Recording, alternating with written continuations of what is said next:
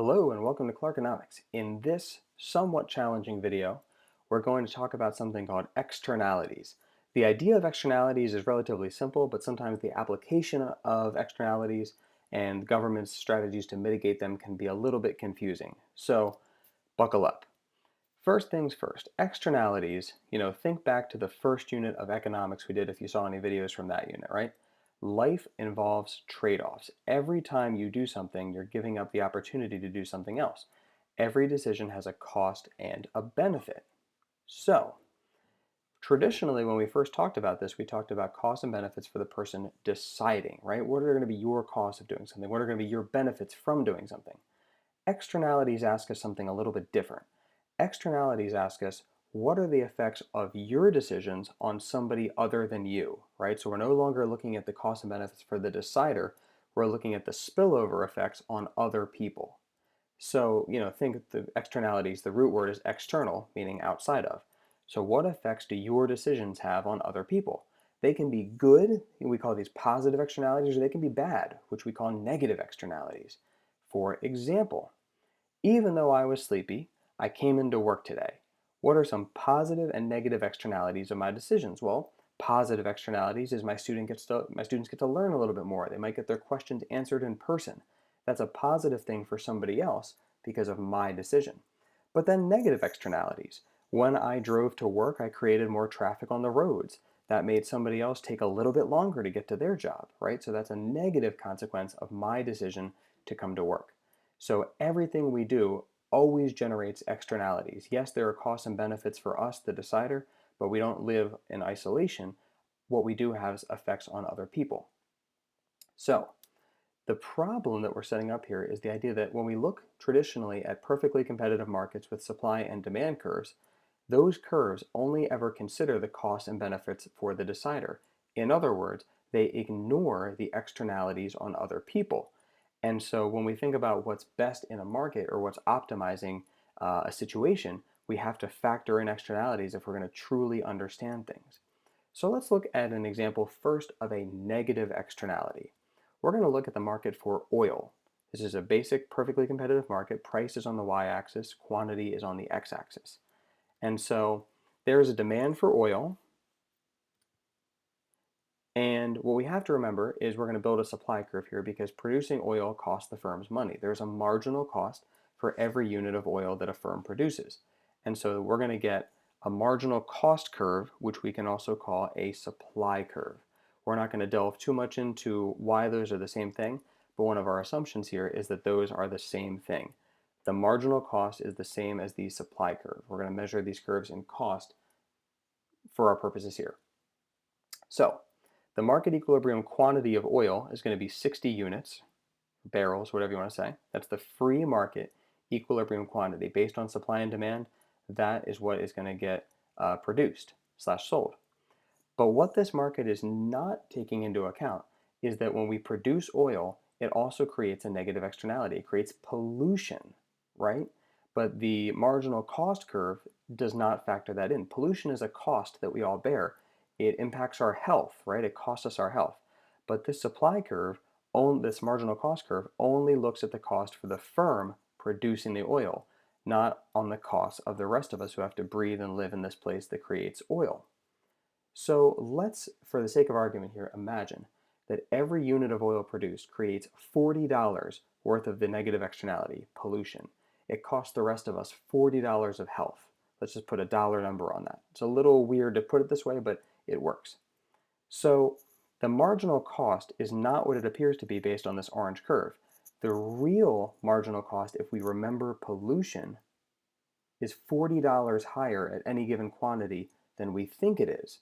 So in other words, we would have to draw another curve, which we can call supply plus $40 of negative externality. Because if you look at, again, the orange curve, the marginal cost of producing 20 units of oil, we think it was 20, but no, wait, there's $40 of pollution harm that comes from every unit of oil produced. So the true cost, if we factor in the pollution, is really 60.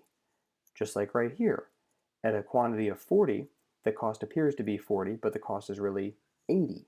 In other words, the true cost when we factor in this $40 worth of pollution harm is $40 higher at any given point from the supply curve. So we shift this supply curve upwards by $40. So whenever you have a negative externality here, that's what you're going to see. So if we factor in the externality, we can find an equilibrium that is the true equilibrium considering pollution, and that is a quantity of 40. This is what we're going to call the socially optimal equilibrium quantity, right? In other words, the free market ignoring pollution produced 60 units of oil, but if we think about the negative effects of pollution, to optimize, we really should only be producing 40 units of oil.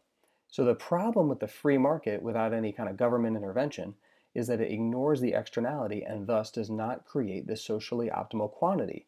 We're making too much oil if we just ignore pollution.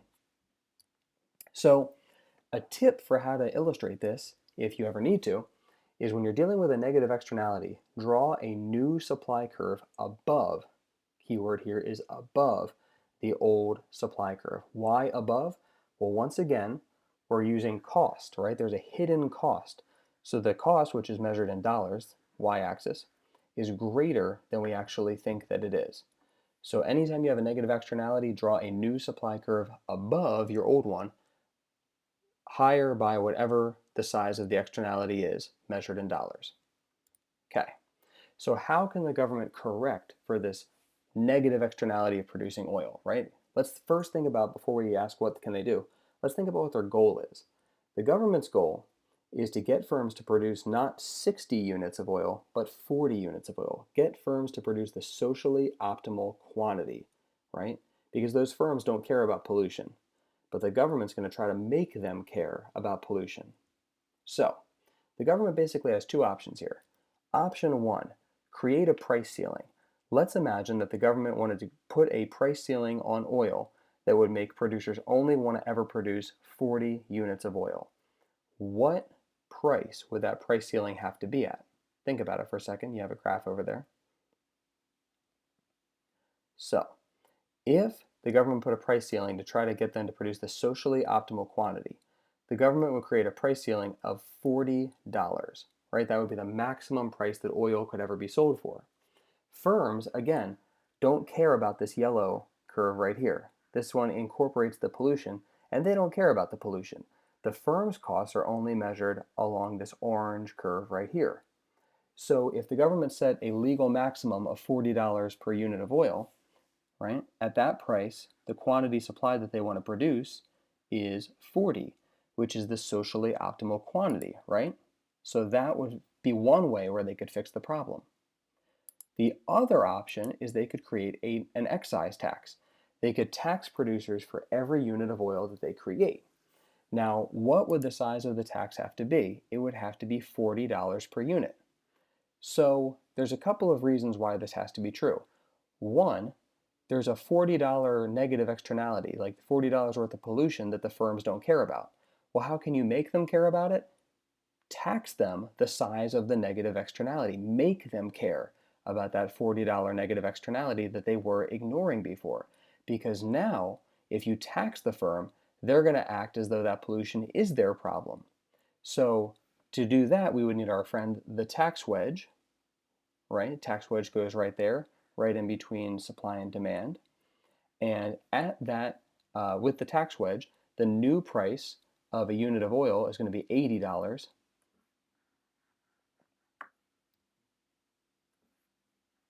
And the revenue that sellers of oil are going to get are $40. And that's what we actually care about. So with a $40 per unit tax, this is going to be the new quantity of oil that gets produced, which is the socially optimal quantity. So taxing them $40 is what economists call making them internalize the externality, right? Taking that externality and acting as though, oh, we do need to care about that. So that would also solve the problem. Now, in terms of comparing these two policy options, which one's better? Well, they both have the same effect, right? They still achieve the socially optimal quantity. But the tax is actually better here because the tax is actually going to generate revenue for the government, and the price ceiling wouldn't do that. So if we were to put a tax of $40 per unit, right? There's our tax. and that's going to lead to 40 units being created, what we're going to see is a government tax revenue of the size of this box that I'm outlining with my mouse, right? $40 per unit times 40 units. So that would be 1,600 would be the dollars would be the tax revenue paid to the government. So that would actually create some more positive effects because the government could do something, hopefully, good with that money. So that's how to correct for a negative externality. So let's look at a positive externality. A positive externality might be something like vaccinations, right? When you get vaccinated, that has a benefit for you. You're not going to get sick. So there is a demand curve for vaccinations, but we're also going to call this a marginal benefit curve. Okay? So you can measure in dollars the marginal benefit you get from getting vaccinated. But what you're not considering when you get vaccinated are the positive externalities of getting vaccinated. Not only are you not going to get sick, but you're not going to get other people sick, right? And so you have to think about that, right? That's the positive externality that the individual will ignore when getting vaccinated. I mean, people to some degree probably do it for others, but they primarily do it because they don't want to get sick. So we've got a market for vaccines with supply and demand, and the free market, where people are only considering the benefits for themselves and not others, is going to produce 60 units of vaccinations. But we can do the same thing as we did for the negative externality. We can put a $40 positive externality, which we'll just call like health. $40 worth of health people are getting. But the individual who's getting the vaccine isn't really considering that positive effect for everybody. They're only thinking about themselves. So with this kind of externality, we draw a new demand curve above the old one, a new marginal benefit curve, because the benefit of you getting vaccinated is actually $40 higher than you think it is, because you're not considering that positive externality, but it's $40 greater than you think it is.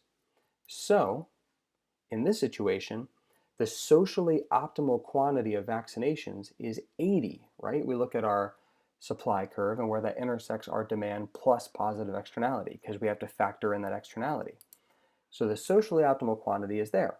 So this still presents us with a problem. The problem is not that the free market is going to create too much of something harmful in this situation. The free market is not going to provide enough of something good in this situation. That's the issue here, right? It creates too little of something good, in this case, vaccines. So when we're drawing positive externalities, instead of drawing a new supply curve above the old supply curve, you're going to draw a new demand curve above the old demand curve. The key thing here is, in both situations, your new curve is always going to be above your old one. Why? Because there's some kind of cost or benefit which we're measuring in dollars, which the original curve didn't factor in. So you're always going to draw above. So in this case, draw a new demand curve above the old demand curve to find what would be the socially optimal quantity of a thing. Now, we've got this problem. What can the government do? Let's remember first the government's goal here, right? The free market is going to provide 60 vaccines, right? There's our equilibrium, right? Price is 60, 60 vaccines. The socially optimal quantity is 80 vaccines. And again, the free market's not producing enough. The government has to find a way to get more out there. So here's the trick. The government wants producers to produce 80 units of vaccines. In order to produce 80 units of vaccines, let's go to our supply curve here. That means the revenue that a firm earns has to be $80 per shot. We're going to say they're measured in shots, right? Units of vaccines.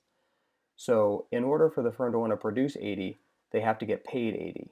But the free market is only going to pay them 60, so they're only ever going to produce 60. At the same time, in order to get consumers to buy 80 vaccines, the price has to be 40, right? So like in order for consumers to want this many, the price is going to have to be 40 because again, they're not considering the positive externalities here.